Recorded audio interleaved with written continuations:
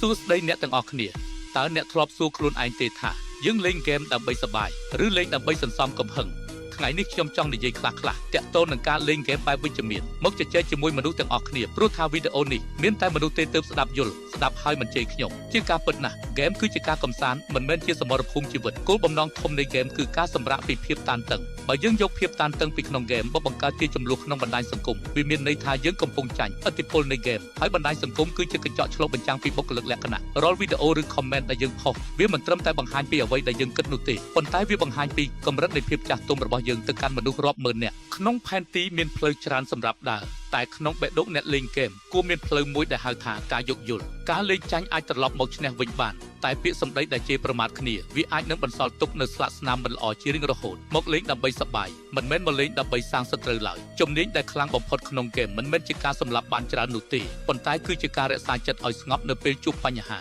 បើមានគេឌឺដងមកយើងការឆ្លើយតបដ៏ល្អបំផុតគឺភាពស្ងប់ស្ងាត់និងការអភិវឌ្ឍសមត្ថភាពខ្លួនឯងកុំឲ្យហ្គេមត្រួតត្រាលើអារម្មណ៍យើងអីយើងត្រូវដឹងថាលេងឲ្យគេគោរពប្រសើរជាងលេងឲ្យគេខ្លាច skill ខ្លាំងត្រូវដើរទន្ទឹមនឹងចរិតល្អកុំយកកំហឹងក្នុងហ្គេមមកបំបែកបំបាក់មិត្តភាពក្នុងបណ្ដាញសង្គមអ្នកដែលខ្លាំងពិតប្រាកដគឺអ្នកដែលចេះគ្រប់គ្រងអារម្មណ៍ខ្លួនឯងបានល្អបំផុតអ្នកលេងហ្គេមនិងជាអ្នកបង្កើតមាតិកានៅលើ TikTok គួរចងចាំថាសន្តិភាពនៅក្នុងហ្គេមចាប់ផ្ដើមពីមាត់របស់យើងការផុសវីដេអូឆ្លើយឆ្លងជេរគ្នាវាមិនបានធ្វើឲ្យយើងខ្លាចជាអ្នកឈ្នះពិតប្រាកដនោះទេតែវាគ្រាន់តែជាការបង្កើតរង្វង់នៃភាពអវិជ្ជមានតែប៉ុណ្ណោះសាកល្បងបដូរមកជាការចែករំលែកបច្ចេកទេសលេងឬវីដេអូកំប្លែងៗវិញនោះអ្នកនឹងទទួលបានការគាំទ្រដោយក្តីស្រឡាញ់ពិតប្រាកដបើជាបើលេងប៉ះគ្នាអន់ចូលឲ្យតែគេវាយនោះខ្ញុំក៏ជេរ